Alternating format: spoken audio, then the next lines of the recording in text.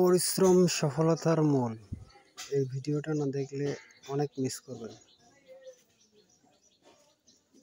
একটু একটু করে বিন্দু বিন্দু ভাবে জিনিসটাকে সাজিয়ে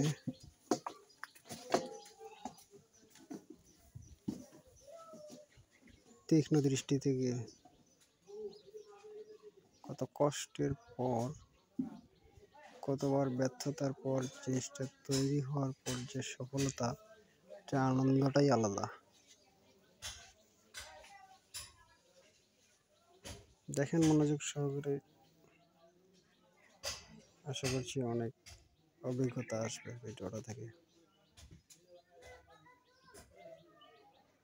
দেখছেন সুন্দর একটা আর্ট তৈরি করে ফেললো।